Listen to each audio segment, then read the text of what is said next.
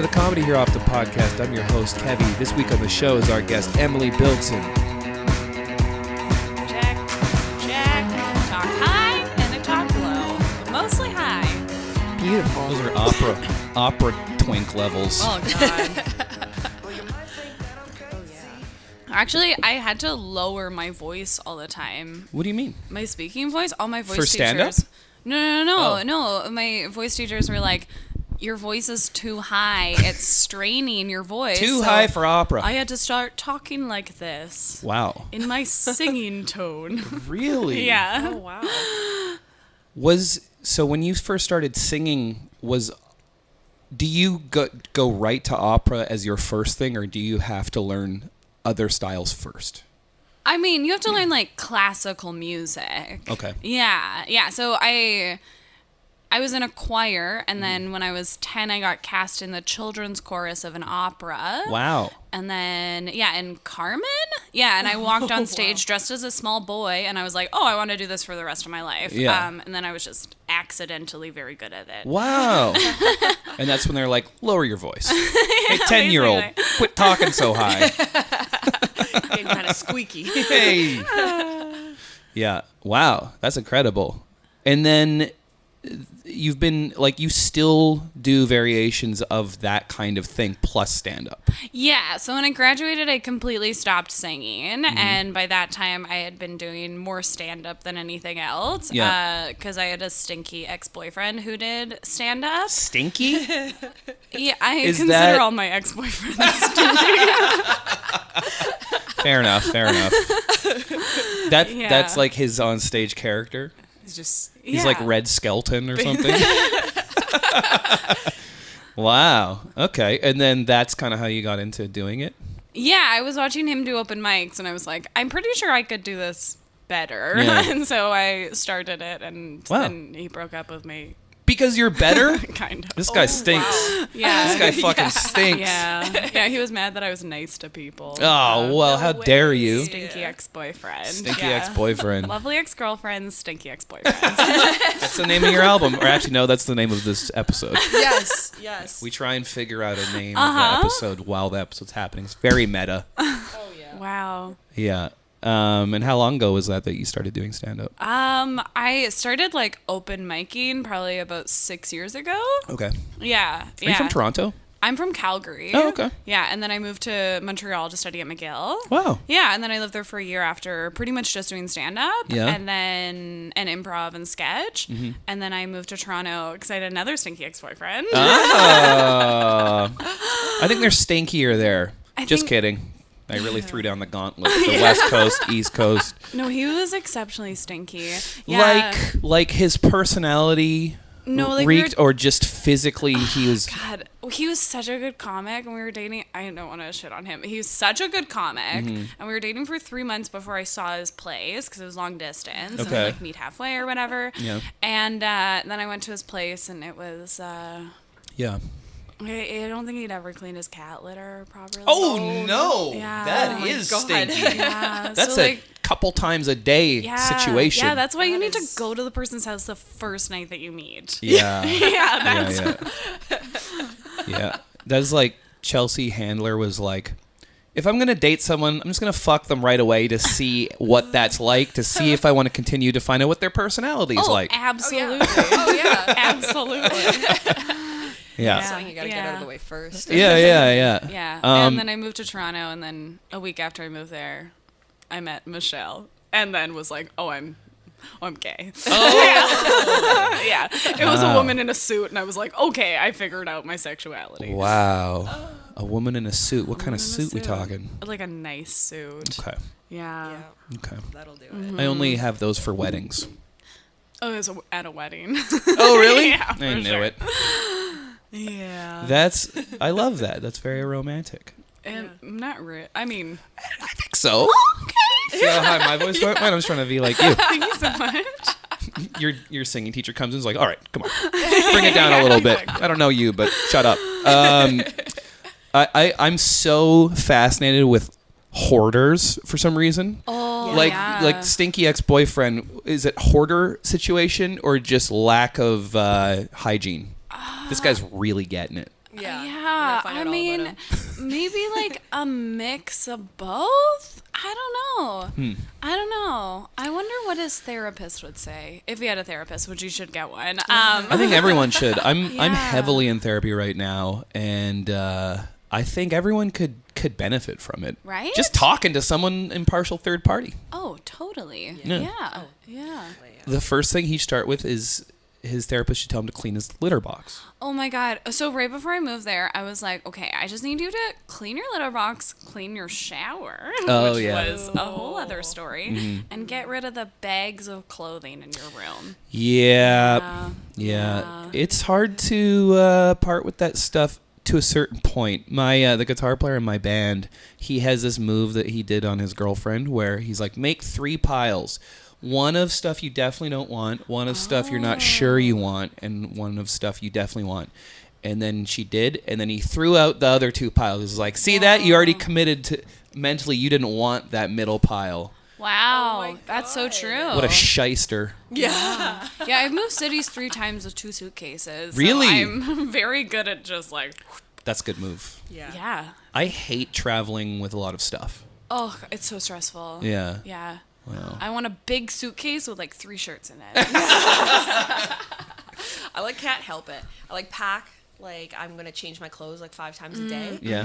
And I don't know if I'm ever gonna change that. I think once you travel once with just a backpack, you'll Yeah. realize that's the move. My band toured China for 2 weeks once, and I brought one backpack, and they What? stopped me at the airport, and they're like, suspicious? They're like, that's it? So what the hell's wrong with you? Yeah. Questioned me for an hour. Hurt my feelings, actually. So, yeah, that's what's interesting. Like, hoarder culture, it really is like a mental illness, and I'm Oh, so yeah. fascinated by it. Like, there's that show Hoarders. I listened to an interview with the guy who started it, and he was talking about the different things that they couldn't actually air that happened on the show. Wow. And one of them that was so crazy was, it seemed like it was going to be a good episode. It was this older lady, and she had a room just full of carpets that were rolled up. Oh. And it smelled so bad in there. And they started throwing things out, and then she was like, you can't throw out my carpets. And they were like, well, we kind of need to, because you don't need 40 rolled up carpets. You just don't. I mean, Yeah, right, empty suitcase. That'd be funny if that's where you drew the line. You're like, well, I collect rugs. Yeah. Hundreds. worth a lot Stop of making money. fun of hoarders. But they started throwing out the rugs, and then there was one that was particularly heavy, and they unrolled it, and there was her husband's body in it. no, there wasn't. And What? she didn't kill him, but he died, and it was like months before that. And she was like, well, I'm going to deal with it. What? And they were like, no, that's like as soon as it happens, you deal with it thing. And she's Oh like, my God. Wow. Yeah. No. Wow. How do you like? Isn't that illegal? yes, Okay. Yeah. yes. You can't just keep a corpse, Alexi. I mean, Yeah. what's telling you not to keep a corpse? Society, and that's the problem. Oh boy. Wow, that's really interesting. So I work with babies, and Okay. Nice segue. Yeah. Where's this going? So, So I got this rug factory. Like they're comfort things, and I've been learning a lot. Like especially in 2 to 3 years old. Mm-hmm. I guess they're toddlers. Babies, I thought, is that a different term? Toddlers from Toddlers? babies? It's like I an think so. evolutionary. I think once they like kind of talk sentences. Okay. So like 2-year-old baby girls and like 5-year-old boys. That's Right. kind of yeah. Fair enough. Yeah. Not even baby boys insulted are by really that. stupid. I know. Yeah, sorry It's to so use that hard term, but being it's, this stupid. Oh god. But it's like noticeable. In toddlers?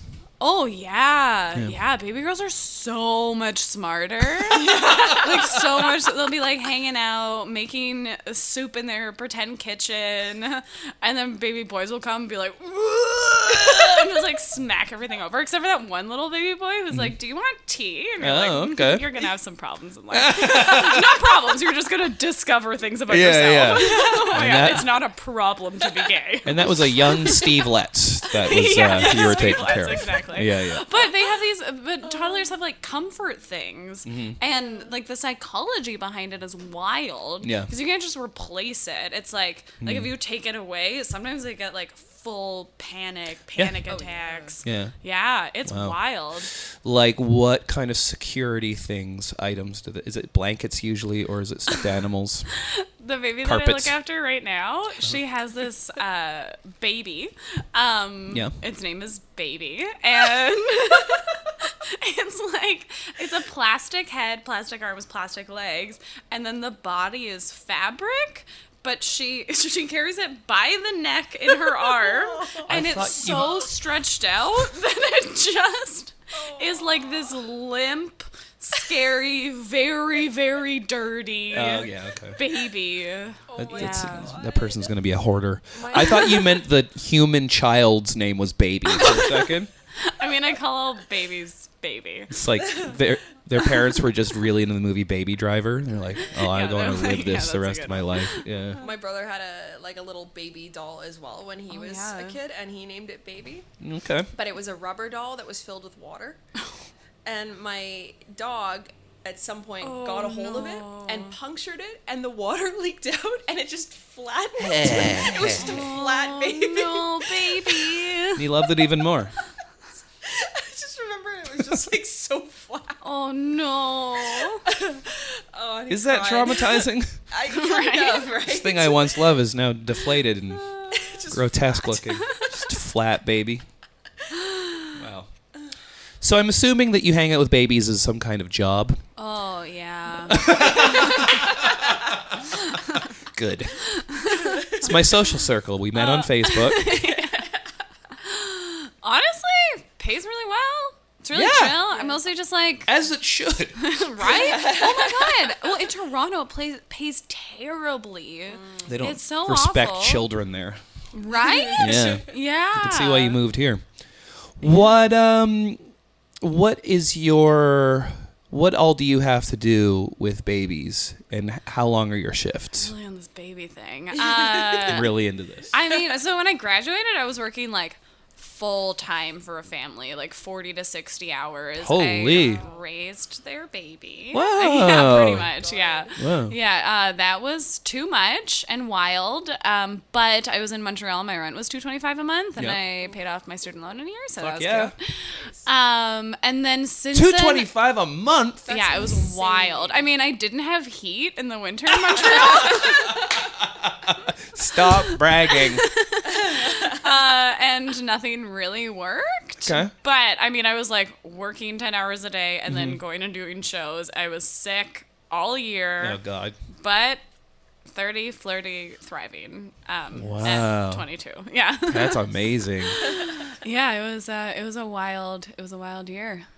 Oh, man. Yeah. So now I just work like, honestly, I just like babysit on off seasons for performing, and it's awesome. Yeah. Yeah. I just do like 3 to 6 hours here and there. And then I also teach music and stuff. I didn't know that. Yeah. Do you teach vocal?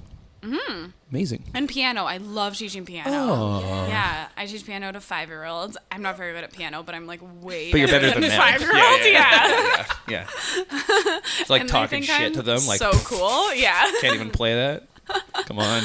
And I love teaching piano. Yeah. Way more than I thought. Teaching voice is so hard. Yeah. Because you can't be like, hey, your vocal cord's wrong. Yeah. Change that. Change that. Why is it exactly. like that? Baby. Man, babies and ex-boyfriends are getting it. You know what? Neither can stick up for themselves. That's really cool. So you're so busy. Where does stand-up fit into all this? I do stand up. I try and do it like 5 to 10 times a week. Just busy. Yeah, just whenever I can. Yeah. Just whatever you can. That's a commitment.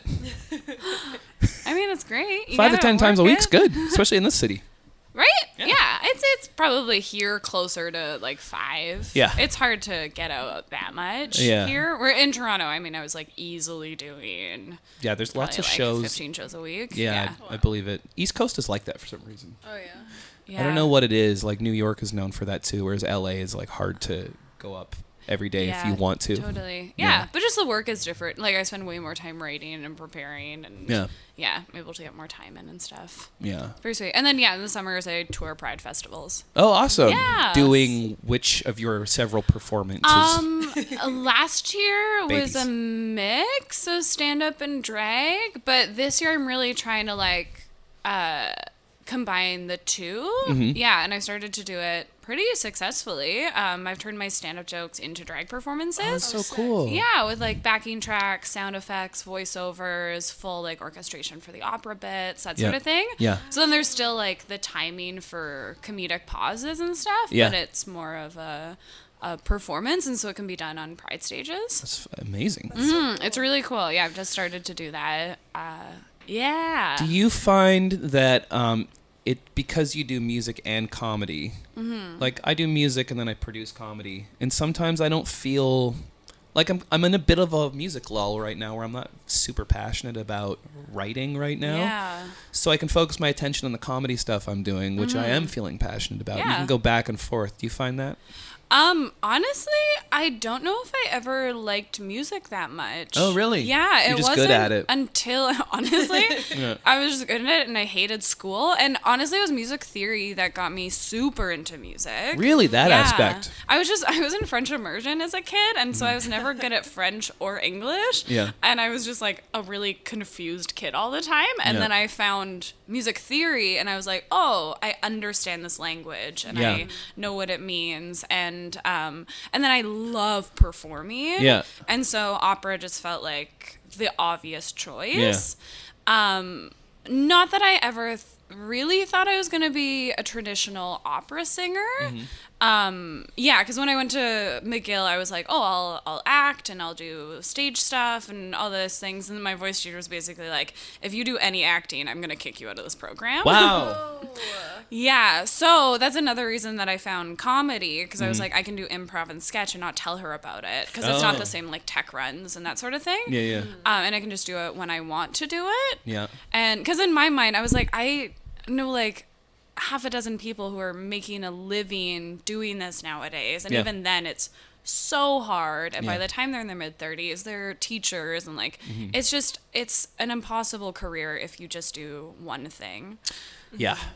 I mean, I have a couple friends who are doing it and I totally applaud them. They're working so hard, but it was just so never what I was gonna do. And so finding stand-up was amazing, then finding drag was out of this world. Is that your favorite of all the performing? I can just do everything in drag. Yeah, because I was having such a hard time in stand-up because I was like, I don't know really how to add my music, but I know that it's the thing that's gonna make me stand out.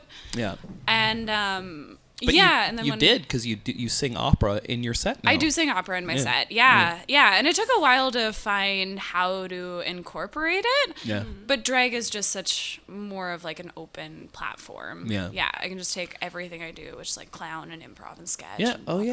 Yeah. That's so great. Yeah, it's been really fun. What is your one segment we do on this show is we talk about your worst day job stories. There must be some crazy things that happen babysitting. I mean, besides the kids that have fallen down full flights of stairs, right? I'd probably hire Emily for give her information at the end of the show. Oh boy, that just happened twice, and that's it. I've been nannying for 8 years. It was the same day, but whatever. Same kid.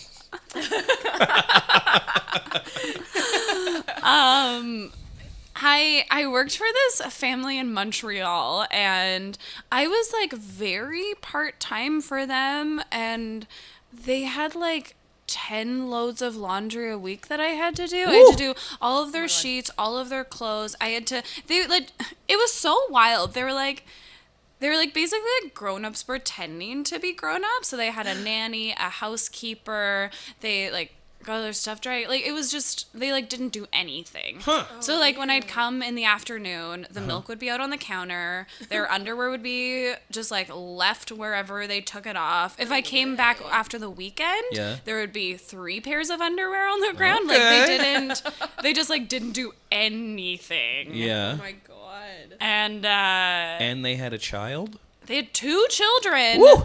both of whom were messed up. I felt so bad for Go quitting. on. Oh, just the poor little anxious, sweet children. But I had to quit that. It was so much. Yeah, the mom ones just like tore open her exercise bike and texted me on Monday and was like, "Hey, can you clean up the little mess in the basement?"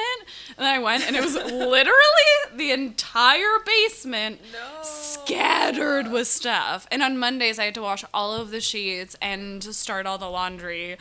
And I also had to do the loads that were like 2 hours long in the wash. And I also had to iron all of the children's clothing Come on. and their pajamas and their pillowcase. It was just like Ironing? That's and a bit I was excessive. working for them like excessive. less than 20 hours a week for like $13 an hour. Fuck And they off. were like, "We pay you too much for you to Are suck you up." kidding They me? were so intense. Oh. But then she kept being like, "Oh no, but the children are your priority." And I'm like, When do I get to the children with all your stinky ass sheets? Yeah, it was a lot. It was a lot. I feel like that's probably my worst. Oh, I also picked rocks out of a bull arena for a summer. Say what? Bull arena? Yeah, it was at Ranchman's in Calgary. It was Okay. actually a super fun job. It's the most Calgary job I've ever heard. Yeah, for Stampede, they set up this bull arena in their parking lot. Yeah. And I was like a young teenager. Yeah. And I had to bag ice. And so, like, in these giant things of ice. Yeah, and like trolley them around the bar. Wow. And then, yeah, I had to just like spend hours and hours taking rocks that were big enough that if someone hit their head on them, they'd die. Oh, Oh now my I get the God. job. Yeah, and then throw them to the other side of the bull arena. Right. Yeah, we just spent hours and hours and hours out there. I mean, it kind of was sounds so- satisfying. Like, Honestly, it was Yeah. so fun. yeah. Wow. Yeah, it was great. Was it just you in one arena by yourself doing it? Sometimes there's another person. Yeah, they hired like 8 teenagers and then fired 6 of them. Nice. Just weeded them out. Yeah. Yeah, basically. I like one of my first jobs as a teenager was I worked at Playland, and Wow. it was like that too. They'd hire like 60 stupid teenagers, Yeah. and then by the end there'd be like 6. And it was incredibly irresponsible because it was so busy all the time that there was no authority figures watching anything. So, you know what I mean? Like it was a lot of injuries. It was a lot of kid injuries. Yeah. Yeah. And also parents bring their kids there so they can like burn off steam, but they're not really a lot of like, you know, paying attention most of the time. Boy. And so, you know, it's kind of like and that's a babysitter job for sure is to we don't want to bring our kids to that crazy place. We'll pay you $13 to go do it. Yeah. So good luck with that. What was your worst job? My worst job? I used to cook, and I had this like French chef that I worked under, and he used to just scream at me. So I remember that it was traumatizing. Yeah. And I remember like going out. We had like a fridge outside. Yeah. And I remember going there so much to cry. Aw. That's like right away. Like first thing that comes to my mind. Yeah. 'Cause it was upsetting. Yeah, no kidding. That's awful. That sounds terrible. Yeah. Country club is my first job. Wow. Do you think that it was like a chef above you that was doing that? Yeah, he wasn't happy that I was there because I didn't have any like background in cooking. They just kind of brought me in and I started cooking, and then I got all these opportunities, and he hated it. He was the sous chef, and I got brought in by the chef. And we were Wow. like, he was like my mentor. Yeah. Like, he taught me for like 5 years. He's awesome. Oh my God. Yeah, it was great. But The guy that yelled at you taught you for 5 years? no, or the sous chef. Oh, I see. The sous chef hated that I was there because he like paid his dues. He like came from France. He was like, Oh. you know, and That yeah. that world is so traditional in old school in so many ways. Mm-hmm. Do you think that he was trying to like that movie Whiplash where it's like abuse It's like teaching via abuse. That was like my voice teacher. Yeah. Yeah, seriously. Yeah. I like maybe a mix because like I think it started to become that, but at the very beginning he just like straight up didn't believe that women should be Oh God. in the kitchen. Which, I mean, it's like, guys, make up your mind. Yeah, I mean the stereotype would say. Sexist men, will you please decide? Yeah. Do you want us in the kitchen or not? Yeah. They we're do, not but gonna just listen to not you. that level, I guess. I don't know. I don't get it. I don't get it. Like, I don't know. Pick your lane of sexism. And Yeah, exactly. These confused Get sexists. in the right lane of sex. Figure it out. Because Gordon Ramsay is like, he teaches by screaming at people. That was like the chef that I worked for. He was Yeah. kind of like a Gordon Ramsay, where it was like he would get mad, but because he cared and because he could like tell if you were, Yeah. bullshitting your way through, he'd be like, stop it. But Yeah. the other guy was just, he had sort of, I don't know. Just a jerk. He was a jerk. Fuck But that then guy. I'm never eating his food. But then he ended up being like kind of cool, and he like taught me some stuff. So It's like you had to earn the respect, I guess. yeah, definitely. That world seems stressful to me. It is. Seems uncomfortable. Seems painful. Seems like you burn yourself and cut yourself a lot. Oh yeah, It's a lot like babysitting. Exactly. The scars you must have. Children biting you. All that laundry. I had this one kid who used to hit me all the time. Yeah. And I'd be like, you can't hit me. And she goes, I was giving you a high five. Your hand just wasn't there. This is a high five to your face. I was like, that's not, you know what? Yeah. I can't fight that logic. It's true. Great point. That kid was 22. I think I know some 22-year-olds that could use babysitters. Yeah. Oh, yeah. Absolutely. Some of them are comedians. Sometime, right? Yeah. Have you ever had an experience with a ghost? Me, myself? Yeah. No. Okay. But my family's pretty spooky. Yeah? Are they ghosts? No, but there's a lot of ghost stuff. So my cousins run a museum called the Museum of Fear and Wonder. What? Yeah, In it's Calgary? so cool. It's in Three Hills. Like, so my aunt and uncle built this like amazing like roundhouse that's like solar panel. It's insulated with hay. It's like there's a wood stove right in the middle. Yeah. It's really cool. It's right on the Red Deer River. And then just on the property was this like weird other house where like nothing really makes sense in it. Okay. And so my cousin Jude and Brendan, basically they one was an artist, one is a person who does things.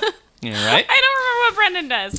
Very descriptive. But he's very smart I'm looking and up has right a now, lot so- of education. Okay. But I think like something in the field of like restoring things.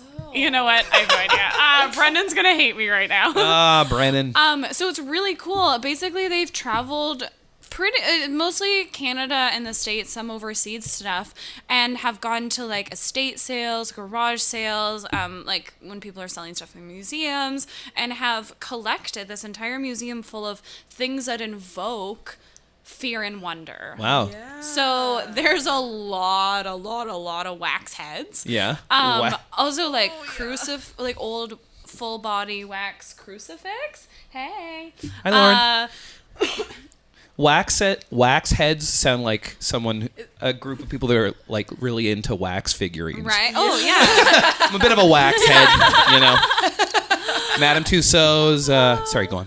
Oh, and there's like these very creepy dolls. There's like this stuffed armadillo in a baby girl dress and a backpack. Like, why? It's just, there's also like hair wreaths, which were a thing. There was like the first ever celebrity wax figure, which was in like the storefront. So Whoa. then they have this like famous doll in their museum, and they put on a motion detector in the museum. Oh no. Yeah, this is getting terrifying. And every So basically, as soon as they set it up, every night between the hours of 3 a.m. or I guess every morning, 3 a.m. and 6 a.m., it would go off every 5 minutes. The motion Like, detector? like every night, starting at 3 o'clock. So it wasn't like like it was calculated every night at this time, and they'd go in, there'd be nothing there. They'd go back out, they'd go in, there'd be nothing there, and then eventually they were like, you know what? They can do what they want at night.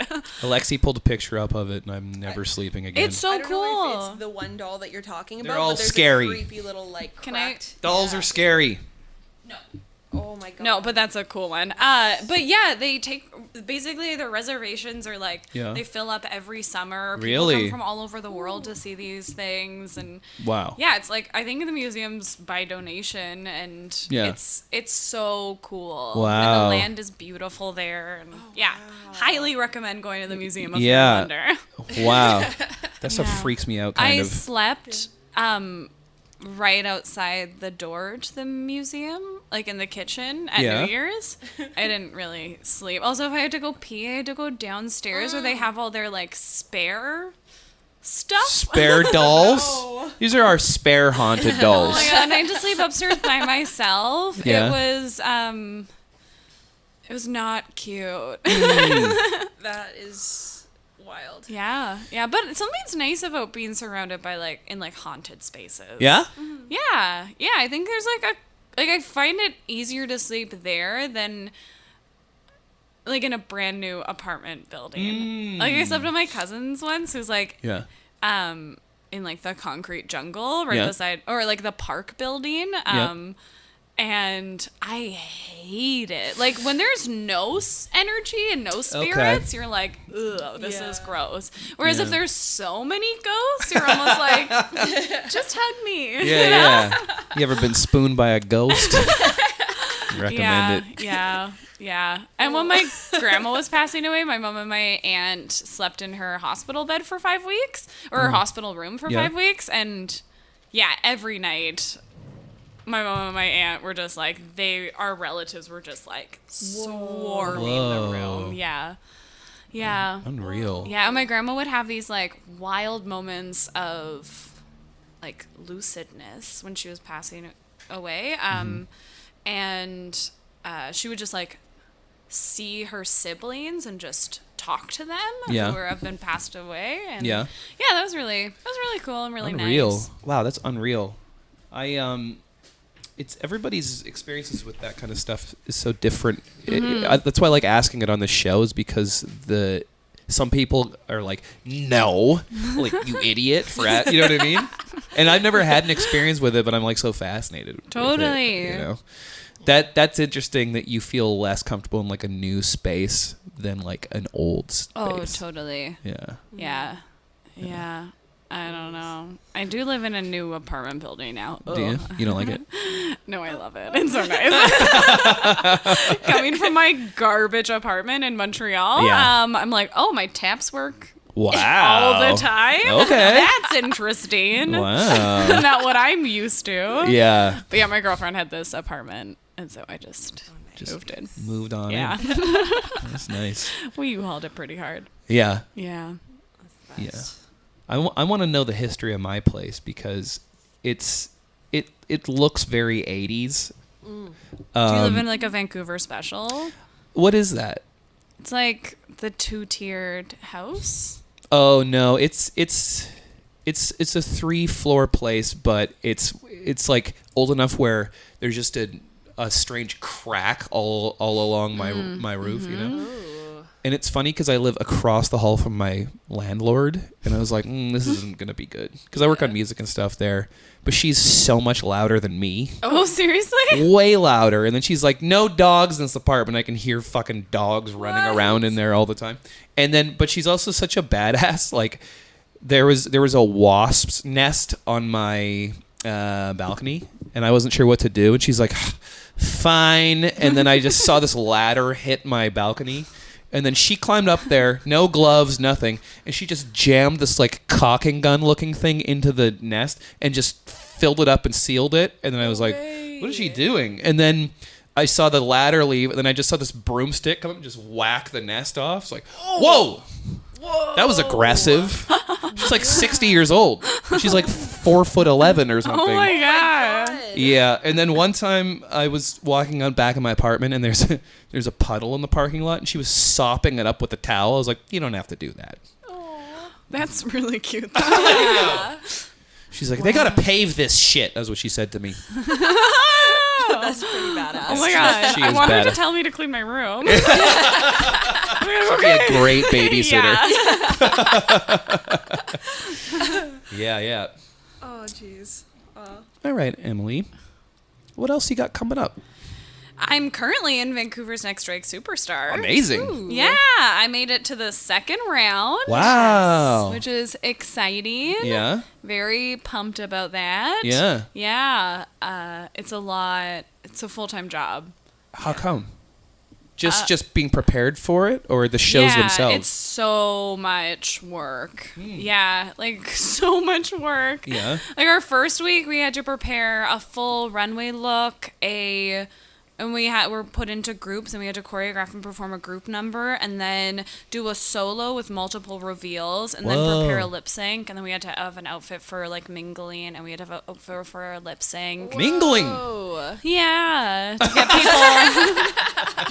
That's a good response. To be like, hey, my name's Channing Titanium. Do you see my name on the ballot? Yeah, no pressure. But Oh, thanks. like that. I get it. love Just that. securing votes. Yeah. I get it. But it's mostly judged by the judges. Yeah. Yeah. It's a good competition. It's normally been very queen heavy, and queens have normally succeeded a lot. Okay. But man, the first week, Kings and Things turned it out. It was Really? really exciting. Whoa. Yeah. What's the difference between queens and kings? So, queens basically are, Yeah. like drag women. Yeah.